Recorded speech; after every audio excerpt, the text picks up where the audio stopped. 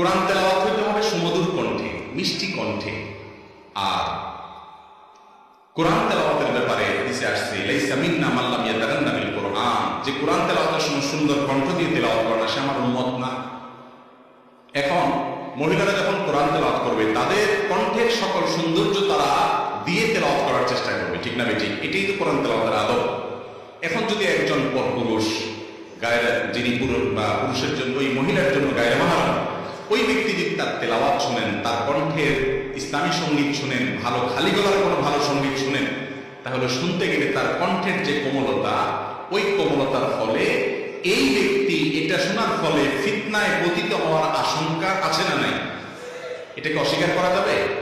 কিন্তু আজকাল এটাকে অস্বীকার করার মানুষও আছে, বলে না না আমাদের কোনো অসুবিধা হয় না। এই লোকগুলো হয় অসুস্থ না মিথ্যাবাদী।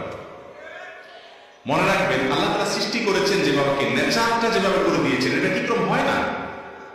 অতএব আল্লাহ কোরআনে বলেছেন যদি মহিলারা কিছু চাবে কারোর কাছে, তাহলে ফালা তাহদানা বিল কওল, তারা কথা বলার সময় কথাকে কোমল করে বলবে না, আল্লাহ নিষেধ করেছেন। এখন আমাদের তো দুনিয়ার সব উলটপালট হয়ে গেছে। কিরকম? বউ আপনার স্বামীর সাথে কথা বললে কর্কট ভাষায় বলে, হ্যাঁ বলো, একবার ফোন দিচ্ছ, কি দরকারে কিছু বলবা কিনা। এরপর অন্য লোকের সাথে কথা বলো, জি ভাইয়া বলেন প্লিজ, ঠিক না?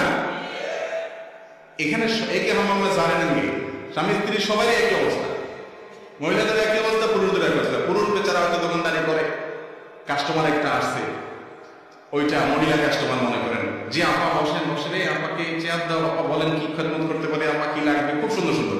একই টাইমে যদি বউ ফোন দেয়, তুমি এত ক্যাশ ক্যাশ করো কেন, তোমার কোনো কাজ কাম নাই বাড়িতে, কি বলবা যদি বলো, ঠিক না বেঠিক?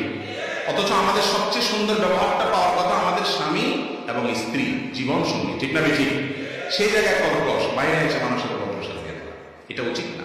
তো কোরআন তেলাওয়াত যদি মহিলাদের কোমল কণ্ঠে আপনার করা হয়, এবং কোমল কণ্ঠে করতেই হবে, ইসলামী সঙ্গীত গাওয়া হয়, সেটা যদি অন্য পুরুষরা শুনে ইসলামী শরীয়তের দৃষ্টিকোণ থেকে সেটা জায়েজ হওয়ার কোনো কারণ থাকতে, একেবারে ছোট বাচ্চা মেয়ে হলো ভিন্ন কথা, তারা সম্পূর্ণ সেটা ভিন্ন কথা। এরাদের জন্য এটা কিনে যায়।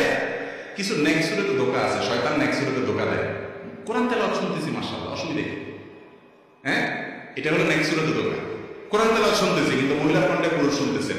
আপনি কোরআন তেলাওয়াত শুনতে শুনতে কত জগতে চলে যাবেন, কত চিন্তার ভিতরে ঢুকে যাবেন, আপনি নিজেও টের পাবেন না। ইসলাম আগে থেকে মাপ দিতে বলেছে। আর যারা ইসলামকে পছন্দ করে না, তারা বলে সমাজে কোনো দর্শন হতে পারবে না, যুবকরা খুব সাবধান। তবে তোমাদেরকে উস্কানির যত রাস্তা আছে সব আমরা ভুলে রাখবো। বিজ্ঞাপনে বিলবোর্ডে নারীকে আমি বিশ্রী ভাবে ঝুলাবো, বিভিন্ন জায়গায় পণ্যের মতো নারীকে আমি উপস্থাপন করবো, তুমি নিজের নিয়ন্ত্রণ করো। এ হলো ইসলাম। ইসলাম যারা পছন্দ করে না তাদের সিস্টেম। আর ইসলামের সিস্টেম কি? ওয়ালা তাকরাবুজ জিনা, আগে থেকে চোখের হেফাজত করো, তাতে সমস্যা সমাধান এমনি দূর হয়ে যাবে।